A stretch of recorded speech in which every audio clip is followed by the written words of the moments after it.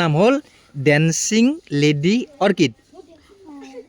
এতিয়া চোৱা ফ্ৰকটো পিন্ধি হাত দুখন মেলি ছোৱালী এটাই ডান্স কৰি আছে, হয়নে নহয়? হয়নে নহয়? চোৱা ভালকে চোৱা। খাইছো ফল হয়নে, কিন্তু এইটো আচলতে এটা ফুল।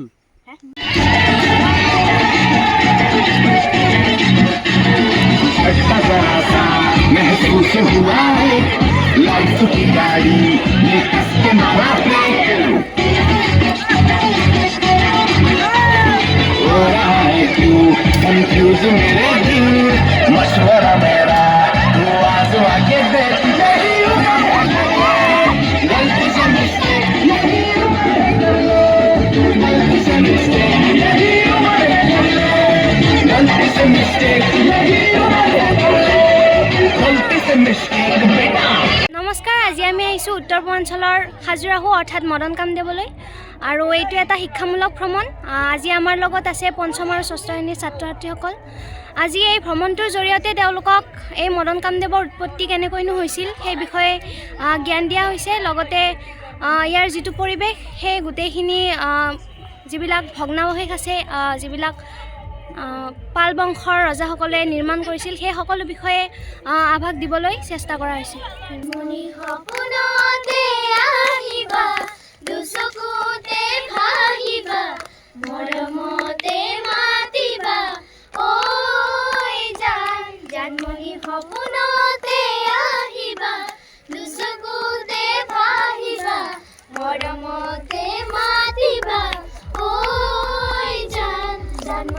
অভিমানী নহবা দূৰে দূৰে নৰবা কাষৰলে আহিবা ঐ জানমণি তুমি হবা পৰি দুহাত ধৰা ধৰি কৰি স্বৰ্গলৈ যাম ঐ জানমণি সপোনতে আহিবা দুচকুতে ভাহিবা মৰমতে মাতিবা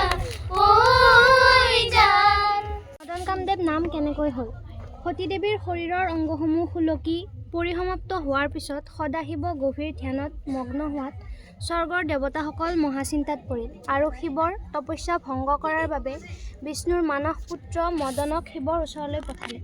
মদনে পঞ্চশৰ নিক্ষেপ কৰি মহাদেৱৰ ধ্যান ভংগ কৰাত ক্ৰোধান্বিত মহাদেৱৰ তৃতীয় নয়নে অগ্নিবৰ্ষণ কৰি মদনক ভস্মীভূত কৰে। তেতিয়া মদনৰ পত্নী ৰতী দেৱীয়ে স্বামীক পুনৰ জীৱনদানৰ বাবে মহাদেৱক স্তুতি কৰে, আৰু মহাদেৱ সন্তুষ্ট হৈ মদনক জীৱনদান দিয়ে যদিও মদনে পূৰ্বৰ সৌন্দৰ্য লাভ নকৰিলে।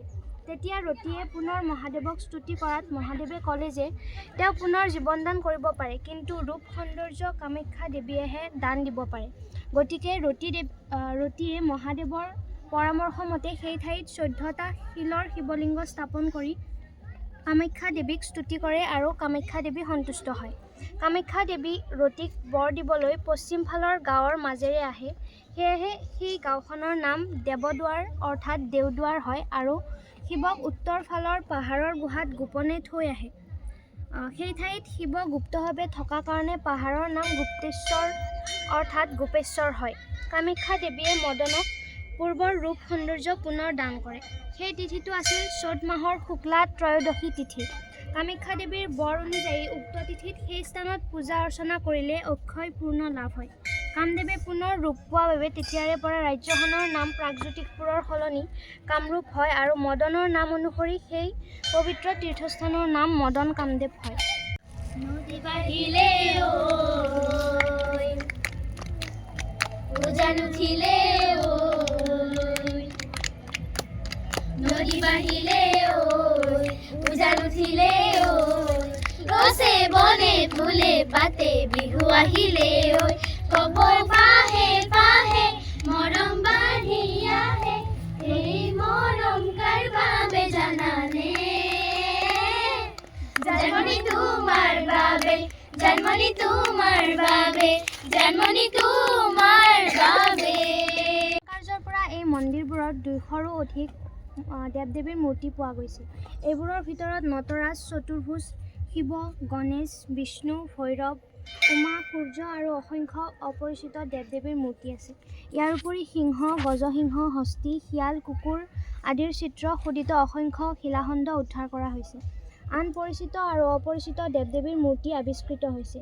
আৱিষ্কৃত আচৰিত মূৰ্তি হ'ল শিয়াল আৰু শগুনে মৃত নৰদেহ এটি খাই আছে আৰু কাষত দণ্ডায়মান অৱস্থাত এগৰাকী অপৰিচিত দেৱতা। ৰতিসূচক মৈথুন মূৰ্তি ইয়াৰ ভিতৰত প্ৰধান। এইবোৰ ভাস্কৰ্যশৈলী দেখি কোনো কোনো পণ্ডিতে খাজুৰাহোৰ ভাস্কৰ্যশৈলীৰ সাদৃশ্য আছে বুলি কয়। যিয়েই নহওক, এই ঐতিহাসিক মন্দিৰবোৰৰ ভাস্কৰ্য দশম শতিকাৰ শেষৰ পৰা 12শ শতিকাৰ আৰম্ভণিলৈকে কামৰূপত ৰাজত্ব কৰা পালবংশীয় ৰজাসকলৰ অৱদান হ'ব লাগে। আউসীৰ জোন মোৰ সন্মুখতে, হেবেকা চকুলো দুগালতে, নিজানৰ ৰাতি মোৰ কেতিয়াকে ৰুৱাব এৰিব ৰদেশতে। তুমি আহিবা এদিনা ৰং দিবা দুচকুত, মৰমেৰে বুকু পচাই। আউসীৰ জোন মোৰ সন্মুখতে, সেমেকা চকুলো দুগালতে। কি লিখা আছিল চাইছিলে নে কোনোবাই? বৰ্ডত চাবা নামটো লিখা আছে অসম জীৱ সম্পদ কেন্দ্ৰ, দ্যাট মিনছ আসাম বায়' ৰিচোৰ্চ চেণ্টাৰ। আমাৰ এই উদ্দেশ্যটোৰ আমাৰ এই অৰ্গেনাইজেশ্যনটোৰ মেইন উদ্দেশ্য হৈছে আমি কনজাৰ্ভ কৰোঁ। কনজাৰ্ভ মানে জানানে? সংৰক্ষণ। কিবা এটা বস্তু সংৰক্ষণ কিয় কৰিব লাগে কোৱাচোন? কি মনত কি ভাব আহিছে তোমালোকৰ? Very good. কি নাম তোমাৰ? নমস্কাৰ, মোৰ নাম সুদীক্ষা বড়ো তালুকদাৰ। কোন ক্লাছ? ক্লাছ 6। তুমি কৈ দিয়াচোন কি মোৰ হৈ, তুমি কৈ দিয়া কি কৰিব, কিয় কৰিব লাগে?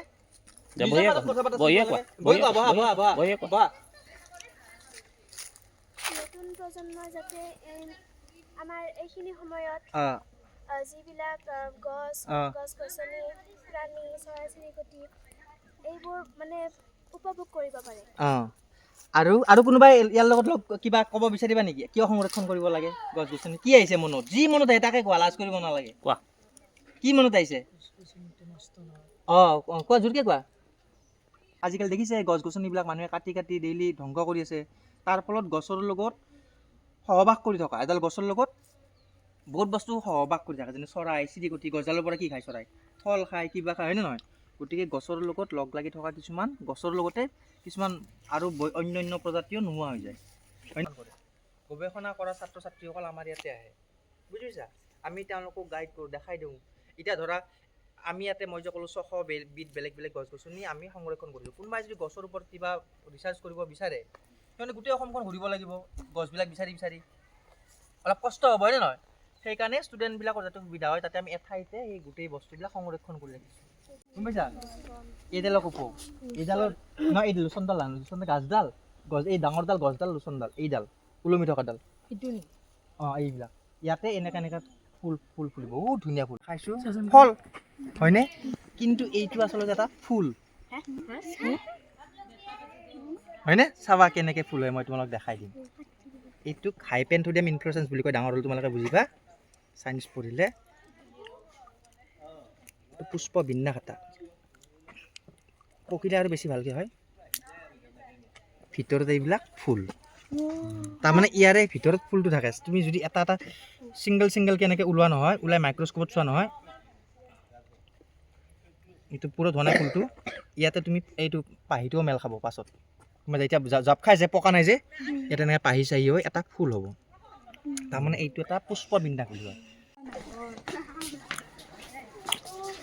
ইয়াতে যিবিলাক আছে নহয়, এইবিলাক বেলেগ বেলেগ জাতৰ কপৌ। মই যে তেতিয়া কৈছিলোঁ তোমালোকে কপৌ বুলি ক'লে এবিধে বুজা। বিহুত লোৱাটো এইটো এনেকুৱা, হয়নে নহয়? তোমাৰ মাথাৰ ওপৰত আছে, হয়নে? তেনেকুৱা কপৌডাল বুজা। কিন্তু এইবিলাক গোটেই এইবিলাক কপৌ। আমাৰ অসমত কিমান বিধ কপৌ পোৱা যায় জানা? প্ৰায় 400 বিধ কপৌ, বেলেগ বেলেগ। এতিয়া এইবিলাক তোমাৰ এপ্ৰিল মানৰ পৰা ফুলা আৰম্ভ। ইয়াতে 2 বিধমান ফুলি আছে। এইটো এটা ফুলি আছে, কিমান সৰু চোৱা, ধুনীয়া এটা গোন্ধ আছে। এইটো এটা কপৌ, বেলেগ ধৰণৰ কপৌ, দেখিছা? আকৌ এইটো চোৱা, এটা কপৌ ফুলি আছে। এইটো ফুলি গ'ল আচলতে, মোহাৰি গ'ল। এইটো এটা দেখিছা, এইটো ফুলি গ'ল। এইটো এটা বেলেগ ধৰণৰ কপৌ, হয়নে? আৰু চাবা, এইটো তোমালোকে একদম ভালকৈ লক্ষ্য কৰিবা এটা ইণ্টাৰেষ্টিং কথা। ওচৰত আহা,